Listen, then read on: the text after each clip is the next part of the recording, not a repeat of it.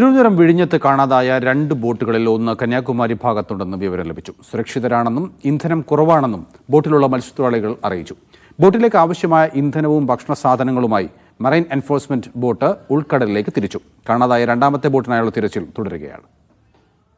ഇന്ന് ശനിയാഴ്ചയായി ഇത്രയും നേരമായിട്ട് ഒരു വിവരമില്ല. ഒരു വള്ളത്തിനെ കുറിച്ച് ഒരു വിവരവും കിട്ടുന്നില്ല.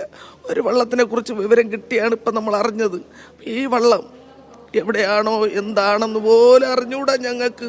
3 ദിവസമായി ഞാനിവിടെ കാരയ്ക്ക് വന്നിട്ടില്ല. ഇതുവരെ എങ്ങനെയും കൊണ്ടെത്തിക്കണം. എൻ്റെ ഭർത്താവിനെ എനിക്ക് വേണം.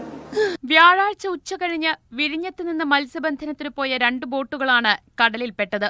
3 ദിവസമായി തുടരുന്ന തിരച്ചിലിനിടെയാണ് രാവിലെ സഹായമാതാ ബോട്ടിലെ മത്സ്യത്തൊഴിലാളികൾ ഫോണിൽ കരയിലുള്ളവരെ ബന്ധപ്പെട്ടത്. കന്യാകുമാരി ഭാഗത്തുണ്ട് എന്ന് ബോട്ടുടമ റോബിൻസൺ കരയിലേക്ക് വിളിച്ചറിയിച്ചു. ബോട്ടിലുള്ള റോബിൻസൺ, ഡേവിഡ്സൺ, ദാസൻ, യേശുദാസൻ എന്നിവർ സുരക്ഷിതരാണ്. ബോട്ടിനുണ്ടായ യന്ത്രത്തകരാർ തൊഴിലാളികൾ സ്വയം പരിഹരിച്ചുവെങ്കിലും ഇന്ധനമില്ലാത്തത് മടങ്ങിവരവിന് തടസ്സമായി.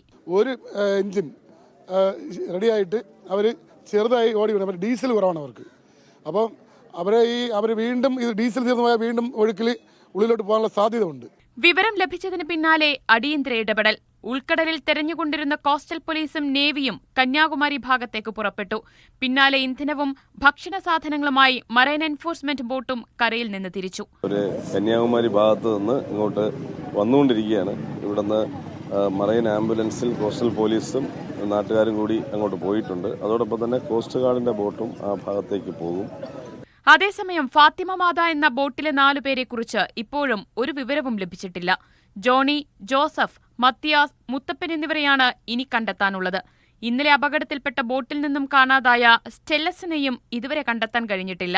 കൊച്ചിയിൽ നിന്ന് ഹെലികോപ്റ്ററും തെരച്ചിലിനെത്തിക്കാനാണ് തീരുമാനം. മീഡിയ 1 തിരുവനന്തപുരം.